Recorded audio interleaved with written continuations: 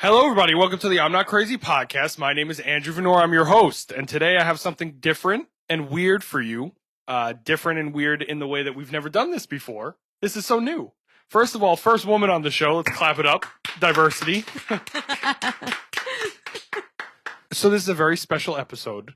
We are joined with Karla. Would you like to give the people some info? Okay, so I was born in a city outside of Mexico. Well, Mexico City, a small little outskirt city from Mexico City called Sochaca, Chimalhuacan. I was born there and I came to the U.S. when I was about 8 years old. And ever since then, I've been raised here in Staten Island. So because I've experienced a lot of different, I guess, cultures and backgrounds, even within my own family, I've heard some interesting stories. Yes, and we like interesting stories here. So today we're going to be talking about just some legends, some true stories, some strange events and weird occurrences, bizarre occasions. And we're going to try to get into them a little bit in detail and maybe get into what they could be and all that type of stuff. But this is going to be a little bit of a bonus episode. This is our first bonus episode because when there's no script, there's no specific topic. We're just going to talk and you see what happens. Yeah. So enjoy. But yeah, so to start, let's start with your grandpa because that's kind of where all of it starts, right? Mm-hmm. So you told me that he came from a very small... Yes, it's small. I would say like a village of like, I don't know, maybe like 100 people living there. He was really, really poor. Like, I mean, he only had like his shirt, no shoes, no house, and lived off hunting. And my grandma told me that like his mom would like ask or beg people to let them like sleep in like their house or like an outside area because they didn't have land. So once in a while they would like stay in certain places and then travel to other places to sleep. And yeah. So wow, that's wild. Yeah. So it was like a totally nomadic kind of... Yeah, not by choice, but because they like literally didn't have anything. Yeah. And now when did all of the stuff that we're going to get into, when did that stuff start? Like, is this something that he heard about when he was a kid, or was it things that he saw and experienced when he was a little older? So he experienced a lot. A lot of these stories are from his own like encounters, or things that he experienced or that he heard of, and that he like passed down to everyone, like just shared them. But yeah, because he was in like a really remote area. And so a lot of things happened there that to the people in that town is not abnormal. Like if we were to go back to the town where my grandpa is from and you would share these stories, I'm sure some of them know them as well. Or it's not uncommon for them to know that their ancestors or somehow in their family, someone told them a similar story. So it's similar to some of the other stories because, again, a lot of the stuff that we cover is legends that are at least heavily English, primarily like in the English language, because the source material is all in English. It's hard to cover other languages for that reason. Yeah. But there seems to be this current this kind of consistent thing with stories from all over the world where there are these pockets of just places where weird things just happen and no one knows why. They just happen all over and it's in just these weird like areas. Normal, kind of, you know? So what are some of the weird, like, is there anything specific that comes to your mind? Like one specific thing that's like, this one was a crazy story that I heard from something in my family. Well, I think it started this weekend because I've known that my grandpa had some crazy encounters. But this weekend, my aunt who lives in Queens was visiting, and we were all having a discussion, and somehow we started talking about like someone had a nightmare. We're talking about nightmares, and then we started talking about ghosts, and then we started talking about like weird things that have happened, and they started talking about stories of my grandpa, and so a lot of stories were like revealed literally like this weekend, and I was like, how come like amazing timing. I was like, how come like we don't share this? This is like really interesting. And it's like my grandpa, you know, like I met him. He was like a normal person, like not schizophrenic, not hallucinating, very respected person, very like, wise, very religious, but not like too religious where he's like preaching and like judgmental, you know, just kind of for his own good faith and just to be good to people. So he wasn't like I remember him vividly, and it's just hard to imagine that, you know, he would make up stories like this. Yeah, you of course, yeah. But anyway, so they were telling us a story, and one of them, which was like crazy, and somehow I like believe it, is that so my grandpa knew of a guy when he was younger. So my grandpa passed away in 2004, and he was like 84ish around there. So he would be like 100 now. So maybe like in 1930s, I would say 1930s, 1940s. This is the story, and it's from a town called Santa Cruz Vista Hermosa, which is a small town in Oaxaca. I'm going to say it again. Like the cheese. Like the cheese. Like the cheese. It's Mexican feta. It's so crumbly. During that time, the story goes that there was like a party going on, and it might not be all that accurate because, like, again, I just heard this story over the weekend. But from what I remember is that there was like some kind of event going on, and these two men like went out to go buy like more alcohol, more like things that they needed for the party. But since this is a remote town, they have to walk through like the mountain to get to the next town, to the nearest store to buy this stuff they needed for the party. So they're walking, and they all of a sudden in like the mountain they see like a store, and they're like, well, this was not here, but like, all right, like this is very convenient, we don't have to walk for miles, so let's just go in here and buy what we need. So these two men went in there, and one of them was more like drunk than the other one, and he saw beer in there, and so he started drinking. And his friend was like, come on, let's go, like we have to go back. And his friend was like, oh, let's just like stay here for a little bit, like have a few more drinks and then go. And the friend was like, all right, I'm gonna go. Like they were traveling on donkeys, so he was like, I'm gonna I'm gonna go and load the donkey up, and then I'll come back. Get that ass up there. So the guy goes back and starts to load the stuff that they bought from the store on the donkey, and then, you know, he turns around, goes back, and he's like, where'd the store go? Like the store completely like disappeared. And he's like, I'm not insane, like it was here. So he starts like going around, like looking for the store, yelling out his friend's name, and he's like, okay, like this is like so strange, what just happened. So he went back to the town and told like the people in the gathering, and everyone was like no, like you killed him, like there's no way, like this person's just gonna disappear. He was fine, like we saw him or whatever. So like they all thought like he like murdered his friend, and like they wanted to like kill him too. It was like a whole big thing going on, and he was like, I swear I didn't, like I wouldn't do that. So they kind of like shunned him from the town. But this guy, I don't know if like he knew of similar stories, because like I said, these are like some people, like if they've had like their ancestors like passed on stories, maybe like he knew something about this. I don't know. The guy that was involved walked away from the store. Yeah, okay. yeah. Okay. Because he decided that he was going to go back to that same location the next year at the same exact time. And so he went back to that mountain, and that same time of the year, at the same time, and the store appeared, like the store was there. So he went in, and his friend was exactly how he left him, drinking. And he was like, wild. he was like, let's go. And like, he was like, I'm not going to like waste any time in here, like asking questions or like trying to figure out what's going on. Like, I'm just going to get you out and like, and go. So he gets him out. So he actually got him out of the store. Okay. And so he went back to the town, and everyone in the town was like, wow, like you really didn't kill him. Okay, so the guy that was there, to him, nothing happened. So he went outside and walked into the store? So he said that to him, it was like he never, like, a year didn't pass by. Like maybe like a few minutes, you know? Like to him, he was still waiting for his friend to come back from like loading up the donkey. Like he wanted just to have a few more drinks. So it was like time didn't go by, and he looked the exact same way. So his friend told him once he got out, like, you've been there for a year. Everyone thought I killed you. He was like, what? Like he couldn't believe it. Yeah. So they went back to the town, and the town was like, it was like the craziest story.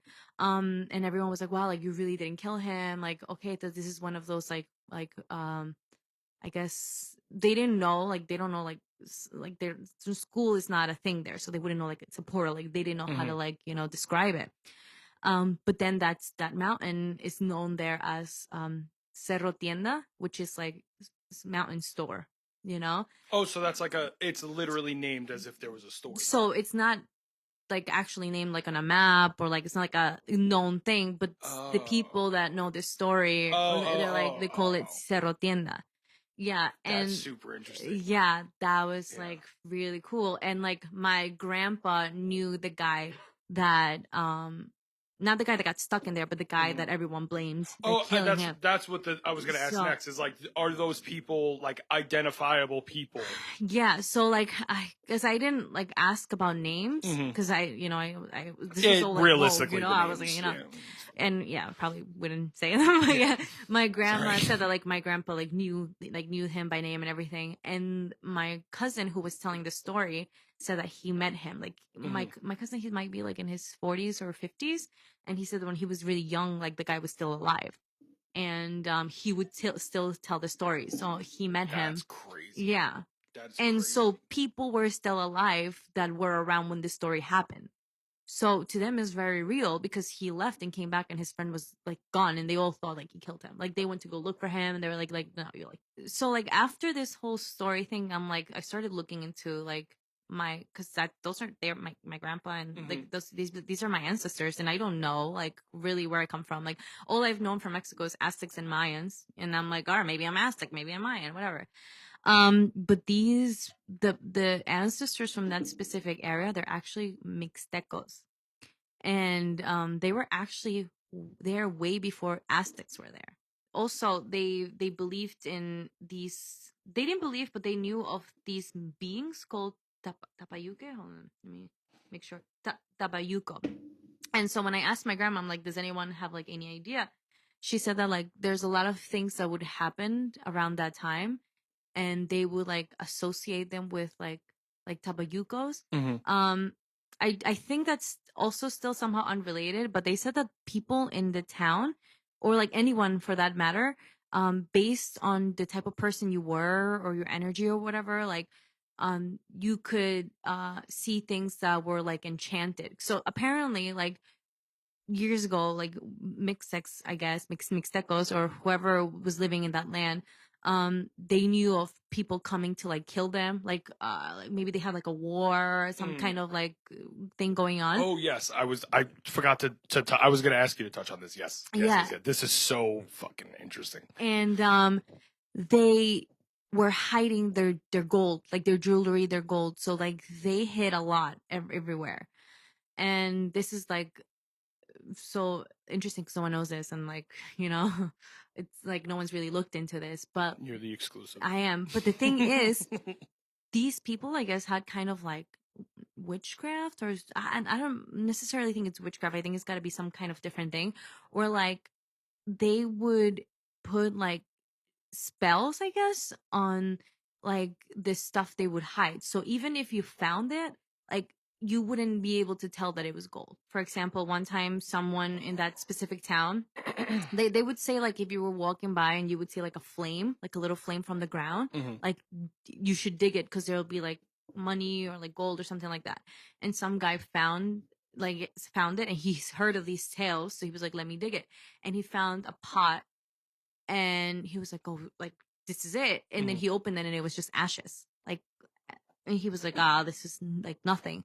So he just took it back to his house and left it there. And then like some occasion, some little girl was walking by, and she was like staring at the pot, and the guy was like to her mom, like, why is she staring there? And she was like, I don't know, because his money's all over the floor. And he was like, what? That's not money. And they were like, that.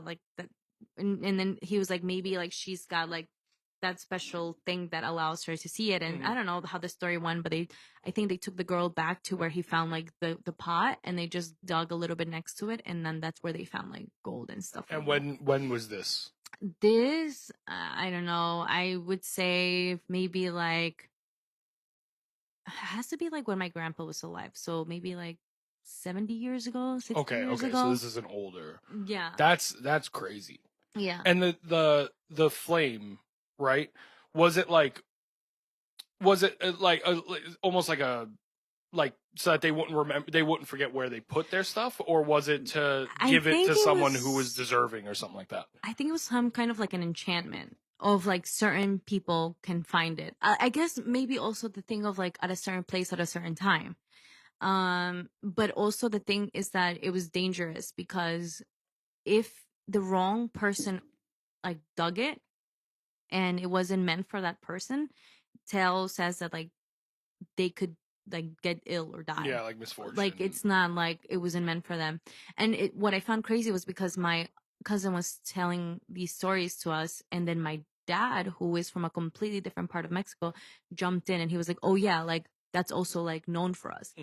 Where like it's the same thing. Like my dad was saying that like people in his town were like would know that if like some like random flame or happened to like pop out of nowhere, like it could be a really good thing or it could be like a really dangerous thing. So it's kind of like at your own will. Wow. Yeah. And my grandpa told them stories that like some random stuff like that happened to him. Like one time he was walking, like there's like a cemetery in that town, and he was walking up the tour above like that cemetery, and he said like my grandpa would use a cane, and like out of nowhere his cane just like make like a loud thud and got stuck on the ground. It's weird because it's just dirt over there. It's not like anything like that would make such like a loud noise and get stuck like that. So my grandpa was like, he had a feeling that it was due to that because my grandpa knew all these tales. So to him, this was like normal, but he was like, I'm okay. Like he didn't do it. And then there was another occasion where he said that he saw like the flame, and he said that it was like a blue, like type of flame, that it was like undescribable, but he also didn't do anything about it. That's crazy. Yeah. It's like, it's really cool, but it's also that's very scary. Yeah. Because because you're gambling. It's just, you're gambling with ancient money. Yeah. and I feel like there's got to be some truth to it because, like history, they did, like, there was wars going on between, I don't know, wherever, I don't know what civilization this was. And they had like their own beliefs, and I guess they knew about witchcraft. I for lack of a better word, because I don't know what these practices were called. It's like primitive magic. I don't know, but like that's how they hid like all their gold and everything, and they would like put people to guard these treasures, and they're like, you guard them with your life, and if someone comes, like you do everything to kill them or maybe like enchant them. I don't know, but that's a story. Supposedly the pharaohs did the same thing. Oh, well, they cursed their treasures so that if you went in the pyramids, you got cursed.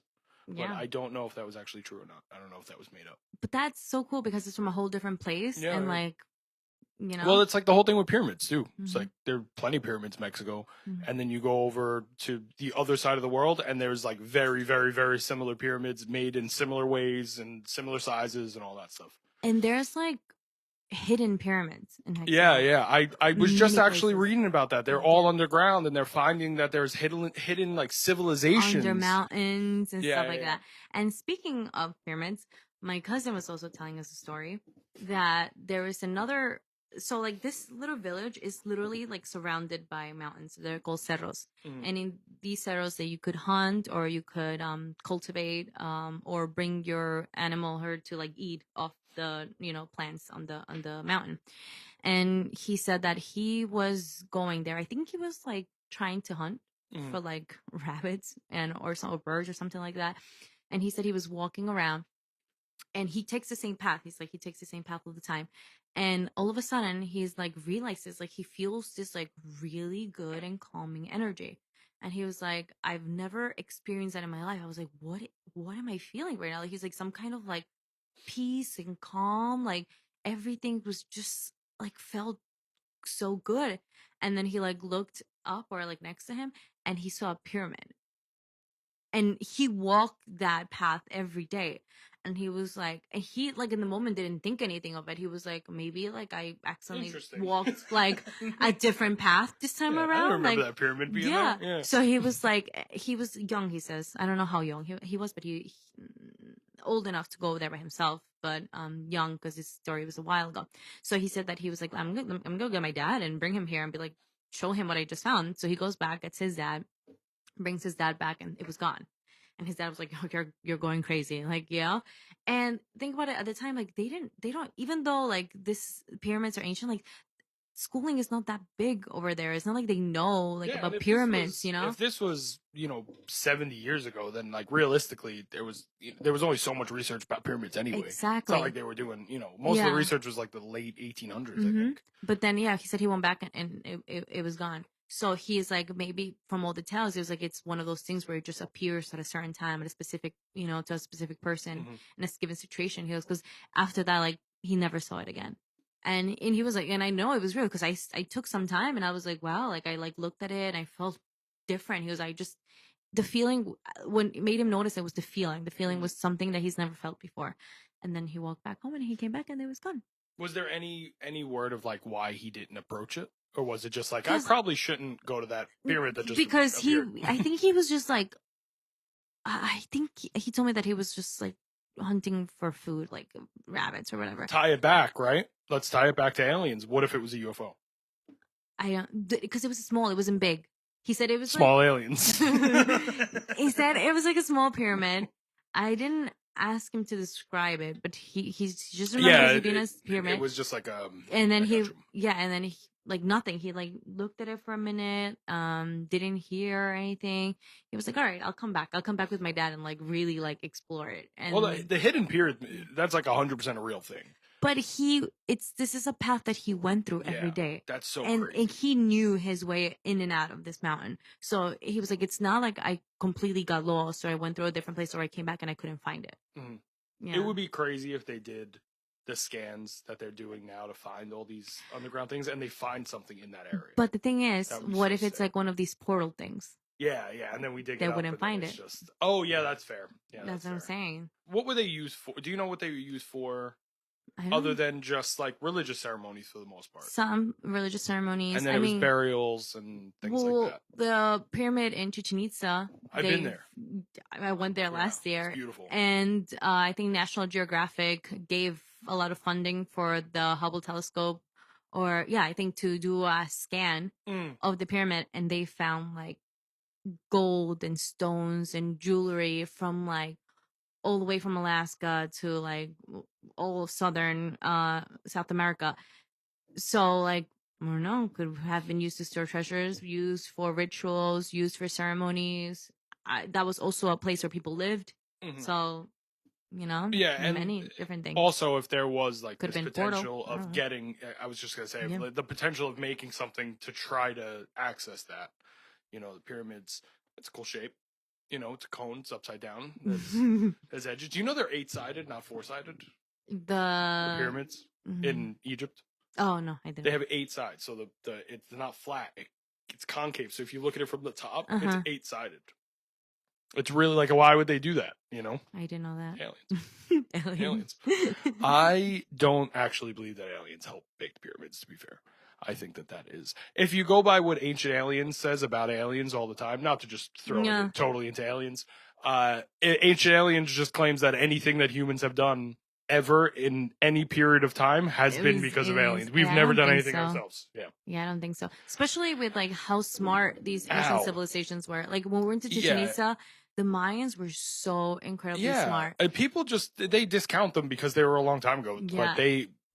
without them, we wouldn't be here. So they had to have done something significant. And so that's like, maybe they were just incredibly intelligent and they figure some form of way of doing things. I don't know. There's also a new, the guy was just on Rogan. I don't know his name, but there's a guy that's proposing this idea that there was a massive extinction that we're now finding evidence about, where there were full like civilizations the way that we have now on Earth, and there was some type of event that wiped them all out, and then everything started over. And the only reason that they're finding that is in places where water shouldn't have gone. There's these huge patterns of erosion that happens very, very quickly, and they don't know why. So they're assuming that a lot of these civilizations and a lot of like this unknown knowledge and all that type of stuff is coming from these like civilizations that we didn't even know existed. You know, like Mesopotamia is just the beginning of the old. Of what was it? Yeah. Which would make sense if there was some type of knowledge that was passed on that has been lost. Yeah. You know, it could have came from the I don't know what's. They don't have a name, you know, we don't know who they are, so them. Yeah, they, you know, nice and inclusive. But yeah, so that's pretty wild. The disappearing stuff is really cool. Yeah. Are there any other like creatures or anything like that, like monster stuff? Yeah. So after them they share this story, and I was like, what else? Like, come on, like tell me what else my grandpa experienced. So since he was like 5 years old, his parents would send him to the mountain by himself. Whether it was to like cultivate or hunt. I don't know if they had a herd, or maybe he worked for other people watching their animal herd. I don't know. How old was he? He was like 5. He was Holy from a shit. very young age. boy. Like really poor, no shoes, just shirt. And like he would go to these mountains and like stay there like a week by himself, day and night. No lamp. That is scary as shit. Yeah. Literally, like his mom would maybe make him like a little stack of tortillas, so he would have something to eat from the very few first days. But after that, he would like have to hunt and like. So he was like a mountain man, like a real mountain man. Yeah, like he had to be, you know. Yeah, yeah. I mean, listen, it's an amazing skill to have. Yeah. No, my grandpa anything, knew so much. Yeah, like yeah. I wish, like if he was still alive, like we could just make a whole like show off of his stories. But so he would say that he encountered many things on the mountain, like many bad spirits. I think he like mentioned like seeing like witches.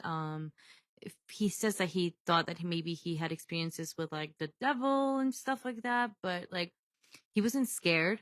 I don't know those stories, but I do know one story, and it's about El Tapayuco.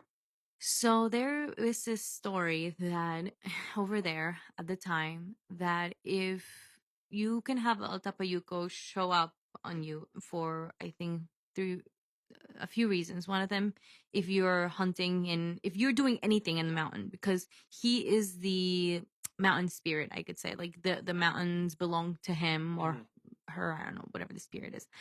And you kind of have to ask for his permission. Like you don't really physically see him, but you kind of have to like say like, hey, like I'm coming into your territory, I'm hunting, I'm growing this and all of that, like I like respectfully or whatever. But yeah, so he's the one that's granting this, and if he doesn't want you to, like he could like make it impossible for you to hunt, make it impossible for you to plant, or you can get ill or something like that.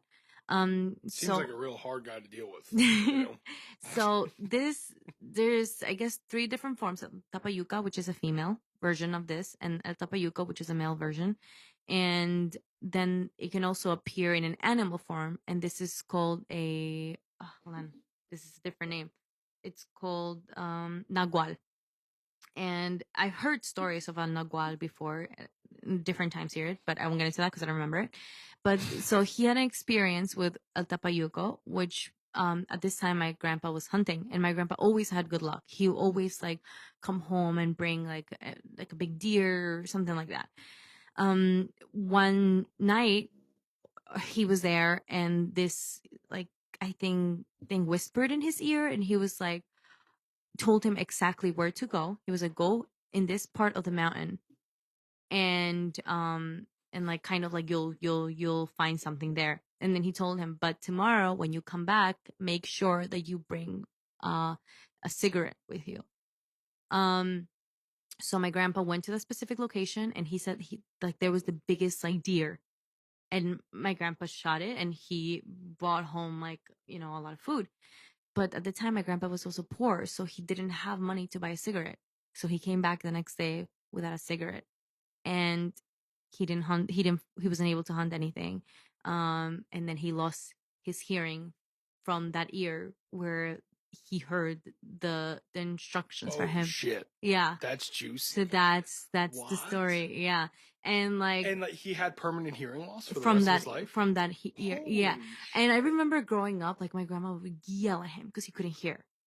And yeah, so he lost his hearing. Wow. That's crazy. Because that's like, you know, if you see something, that's one thing, right? Yeah. But if you see something that does permanent damage to you, it's kind of hard to say, maybe that didn't happen. Yeah, you no, know, he well, lost then what his happened? hearing. That's fucking Yeah, he lost his hearing. Holy And then shit. after that, he couldn't like hunt there. Like he just couldn't find anything. And then he also had I wasn't really wrong. That guy's very hard to deal with. Over a cigarette? That's yeah. insane. And so after that, I did some like looking up on this. I'm like, I wonder if like this is like a thing that like other people know about. I wonder if he knows the danger of smoking. You know? So I looked up other stuff, which it's actually like I read this to you because I think it summarizes the story about Tapayuco, and my grandma like verified this information. I'll put nice music behind you. Make it all theatrical. So okay. So Tapayuco is mentioned in diverse forms, in different sceneries, and it's a mystical and mysterious creature in Mixteca lands. So according to our grandparents, which is true because my grandparents told me the story, technically, it can come in a form as a woman dressed all in white, very, very beautiful woman, and she has like appearances of La Llorona. I was gonna say, is that okay? Some people may confuse it with La Llorona. They're like, oh, this beautiful dressed in white, it may be like a La Llorona, but no, this is a different. So like a mermaid and a siren, how they're not the same. Yeah, okay, kind of like this. I got you. So yeah, and then in another version, it comes off as a man, and another version comes off as an animal, Nagual. And I looked it up. It translates to shapeshifter, basically, to shapeshifter, like you said. Which one? Nagual. Oh, Nagual. Yeah. So it's common according to the stories, Mixtecas, the Tabayuco is a spirit of the mountain. This is the man, the owner of the land, and whom you owe respect to. It is common that when you go to the mountain, you have to ask for your authorization to be there. So usually back then, the people, before they would harvest there, they would have to ask for the authorization and moving the soil. And so this is something that this said that I found crazy because my grandma told me that my grandpa would do this. You would have to bury food or bury a bottle of hard liquor and cigarettes. Oh shit. And after you've done this ritual, you can start talking to this being and ask if you can start whatever you need to do there. And so my grandma said that my grandpa, I guess after that whole situation, he would go up and he would bury a bottle of hard liquor and cigarettes before like his like the time where he would have to harvest and stuff like that. But yeah. And I guess it sounds trivial to us to like, bring a cigarette. But at the time, food, liquor, and a cigarette, that costs a lot of money. Yeah. So it was like, that's like a major sign of respect doing that. Because you're potentially setting yourself up for failure then. Yeah, so that's kind of wild. So after that experience where he lost his hearing, he didn't bring the cigarette. Like when he would go back, he would bury that. And then he was always very lucky harvesting food and hunting. And then he also had an experience with La Tabayuca, which is the female version of this spirit or being, whatever it is. And he said like she was really beautiful. She was wearing white, and like she called him, but like I think she like disappeared. I don't know if he followed her, but so actually when I was reading this, like, and it's true because my grandma said that this is what they believed in, is that the female version of the Tabayuca would appear to men that were like disloyal. So like if they were thinking about cheating or if they were thinking of other women. Just thinking about it? Like or if they've done it, like if they cheated and stuff like that. The thought enters your brain, that's it, you're done. Because she would trick you to follow you if you were that kind of person that was thinking about cheating. And she was like really beautiful. Like she had all the beautiful features of the Mixteca woman. And so the story goes that there was this guy who everybody knew that he was a cheater. He went to the mountain and this beautiful woman came to him. He followed her. And I think he got very sick after that. Like he got really, really sick. And so there was like a witcher in the town who like knew good witchery or whatever. And they told him what to do. And I think at the time the way to heal himself was to go back to that specific location where she appeared to him and like sacrifice like a chicken and like offerings or something like that. And after that, like literally right like after that he got better.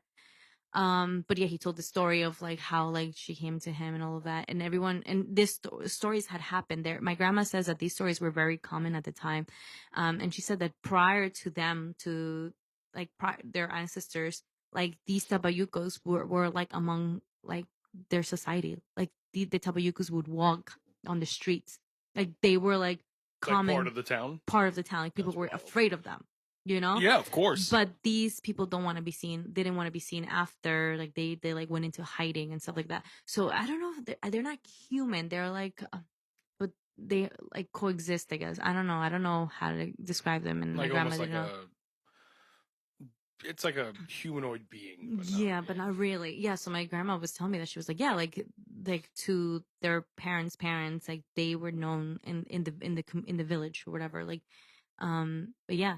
And so this witcher guy like healed him. And then my grandma went off to tell us that there was like a really good witcher, like who like would know everything, would know that what was gonna happen, guess everyone's future, healed everyone. And the town was so scared of him that they ended up killing him.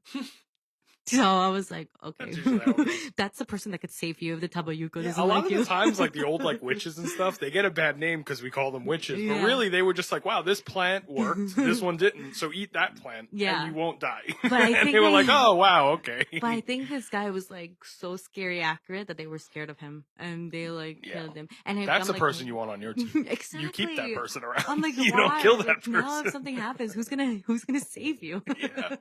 All right. Yeah. If you want, the camera died. We're not, we're not manufacturing a response. The camera died. If you want to, you were talking about the guy got healed. Yeah, the witch that got that. The guy that was like, I guess, cursed by the Tabayuko went to this witcher who healed him, told him what to do and offerings and kill chicken. And then apparently there was like a really, you didn't mention that the first time, killing the chicken. Yeah, I did. Oh, my bad.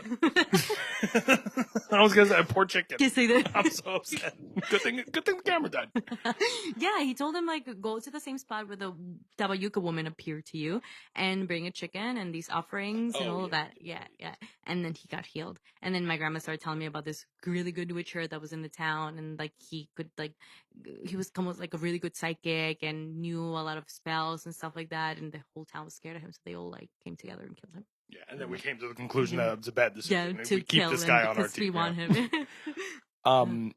Yeah. So I was just doing a little background while you were doing that about the shapeshifting and stuff, and everything that you said is also on the Wikipedia page for it, so which is that's pretty sick. Yeah.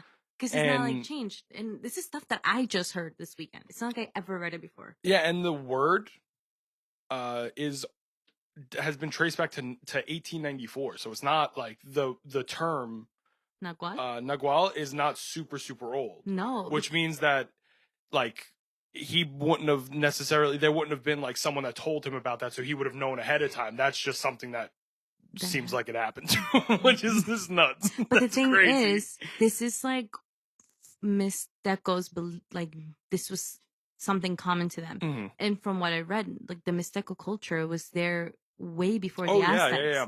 So this is like old.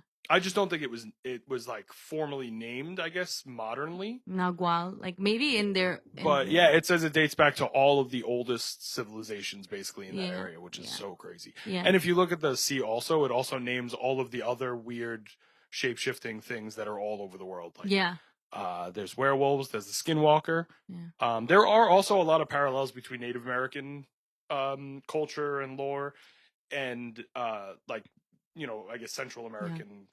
My theory is that it just has to do with some kind of dark magic, and no matter where you go, like if you're that evil or whatever, like, and you have that much power, and you can do it. You don't have to be Mixteco, you don't have to be Indian, you don't have to be wherever you're from. You'll just cause some shit. Yeah, but they're like, and I think like my grandpa had also saw a Nagual, but like I don't know that story. But yeah, no, my grandpa like experienced a lot. and went to many different parts of Mexico. And he was like a volunteer cop, a volunteer firefighter. Like, so he saw. I mean, you showed me the town, and it's like a 4x4 grid. Yeah, and so no remote. joke, it's a 4x4 grid in the middle of nowhere with one road in and one road so out. remote. And like, I think I went to Mexico finally last year, and I went to my grandpa's gravestone, and they are just building a road there. Like, they're just building a road. I mean, it's probably weirdly peaceful going somewhere where it's so like preserved and you don't have all the shit. So like there's no quiet. asphalt. It's just quiet and nature and beautiful and clean air, you know? It's like time didn't pass by from the time that I was there, which was like 20 years ago, almost 19 years ago. Yeah. It's unchanged in a way. Like maybe like houses are more better built, or less people there actually, because a lot of people have left as well. But there's a lot of old people that are still living there, so it'd be really cool to like go back and like interview them and get their own side of the story. Yeah, that and would maybe be they have super evidence. sick. Yeah. What if someone has a picture somewhere Yeah. where it's like, oh, I took this picture in 1970, and it's like, holy shit, no one's ever seen that. There was also something really cool that my grandma told me, was that my grandpa somehow had this little bone with him, and he said that it was his good luck bone, and he couldn't share the story of why. Like, it was just for him to keep, and he like really took care of this. Like, my grandpa was so poor that not like he didn't treasure anything. Like, to him, everything was superficial. You not important. So you could all go away. It doesn't matter. Like, my grandpa didn't care about good clothing. He had like one pair of shoes, and he wore those to go to church on Sunday. Like, that was him, where he looked good. Like, my mom would send him money, and my dad would still like, he never went to school. He didn't have any I guess, like, I don't know, education. Like, right before he passed away, I taught him how to do the ABC and write his name. And he would like pick up carton, like, since he was till the time that he died. Like, he was always still working, very humble. So he didn't really like treasure a lot of things. Only things that were like close and personal, and maybe religious as well. I would love to know what the fuck that bone is. So it was a small. I would love to know. It was a small bone, story. but that's not even the end of it. Okay, so he would keep it in a little plastic bag, wrapped in a handkerchief, in his wallet. And like, his wallet was empty. It was maybe like a few coins and like his ID, and that's it. But he carried it with him all the time, and every night he'd make sure it was there. And my grandma says that like his wallet was untouched, and when he died and he went through his wallet, everything was there. Opened up the handkerchief, looked at the plastic bag, and the bone was gone. And no one's found it? No one touched the wallet. My grandma had all his stuff. Crazy. And why would anyone take it? It's like a tiny little bone in like a plastic bag, wrapped in a handkerchief. It's not a valuable thing. You know, if anyone saw it, they'd be like, oh, what is this? You know, like trash, you know? That's strange. Yeah. That's really weird. And when my grandpa passed away and she was going through his stuff, it was gone. And she was like asking everyone, like, who did it? And no one had access to it. Only my grandma had his wallet. So you mentioned earlier, right? Because this is a good segue into it, because, you know, we were talking about ghosts a little bit, that you and your family were just talking about ghosts. Do you have any ghost experiences? No. So we started talking about it because I have like really bad like nightmares or night terrors, and I've had like really crazy events happen to me, and we were just discussing it. And so that's how we got into it. I've never really seen ghosts. My brother says he claims he's seen like a few things here and there, but my brother's not scared. And even though he says it happens to him, he doesn't believe in it. I'm the same way. I have two specific experiences where I'm like, that was really fucking weird, and I can't explain it, but just because I can't explain it in my head doesn't mean that it's not a ghost. What was it? So one of them was when I was younger, I had a big bass amp, and I had my bass on the wall, and it would hang above the bass amp. And one day I was at school, and the amp was just on randomly, and my mom heard a note like played on the guitar, and then when she went in, the bass was off, like the amp was off. And then there was another time that me and her were watching Bizarre Foods by Andrew Zimmern. It was the Halloween episode, and they were all at the round table eating stupid shit like, you know, Andrew Zimmern does. Yeah. And the doorbell. So, you know, when you ring a bell, it has that like an electric bell, not like a traditional bell. It has that like buzzing sound. Mm-hmm. So it was almost like someone just held the button down, and it just buzzed for like 30 seconds. And my dogs were going fucking nuts. They were going absolutely insane. And then it started ringing like crazy. And me and my mom were looking out both windows. There was no one there. And then it stopped. And it was like my mom got scared enough that she called my father to come home. Mm-hmm. It was wild. And my dad was like, no, that's stupid. Mm-hmm. But yeah, it was nuts. But I can't get myself to believe. What if it was like some kids playing a prank? That's exactly what I'm saying. Like just because I can't prove it doesn't mean that it's ghosts. So this is the ghost story. Someone did kill themselves in my childhood home though. They hung themselves in the stairwell. Oh. Well, that's scary. So, Well, okay, so this is the ghost story of my brother. You didn't know that? Yeah. Someone killed themselves in the stairwell of the house. Yep. They hung themselves from the attic, yeah. If you had known that, would you still go to his house? Really? But you don't believe in that. Yeah. That was something we knew about, because I don't know if you remember, we tried to go to the library and find information about it. Yeah. You know what? It might have been me, you, and Abdullah. He might not have been there. Yeah. But yeah, when we were kids, we tried to find information about it, and we found enough that we confirmed that it happened, but not enough where we could find details about the people. Oh. Yeah. Well. But it was wild, and how we knew was my parents were still getting mail from the guy, because that was his last address, so whatever. And he was getting mail for years after they were getting mail for him. And they were finally like, who the fuck is this guy? So they like looked it up, and or a neighbor told them that, Did you open up his mail? No, it's illegal. It's a federal crime. Yeah. Okay, no, you can tell me off camera. I'm kidding. No. I've never done drugs. I've never done anything illegal. I've never jaywalked. I wait until the light is the hand. I get like this. That's when I walk like that. Yeah, I'm not fucking around with that. I pay my taxes. Anyway. I do my taxes. So you do my taxes. I do your taxes. You're right. That's correct. You're finding out stuff about me today. So no ghost experiences. Okay, so I have to ask, because we're actually we've been going. So second technical everything just stopped. We're getting haunted. This is it. Everything is real. It's coming at us today. Okay, so I have to ask you, because of course it's the stereotypical thing to ask, considering I have a show basically about monsters and weird shit like that, right? Chupacabra, any stories? No, right? No. You know why? Because it's not fucking real. We went over it. Listen to the episode 3. It's about the Chupacabra. It came from Puerto Rico. They said it was an experiment that escaped the lab, an experimental monkey, and then all of a sudden it became a fucking dog. It's not real. No. Not real. And there's the proof. Thank you. I appreciate it. So yeah, this has been fantastic. I really learned a lot. This was, again, a really cool look into something that normally we would have no insight into. So I really appreciate you doing this and coming on. And, if you, do you have a new show coming out that you would like to plug? Any new books? I do, but it's still in the works. You're not allowed to talk about those NDAs, they get you. All right. Well, thank you so much. If you like it, make sure you rate, review, all that shit. Follow everything, everywhere, whatever. If you listen to this, I assume you probably, if you listen this far.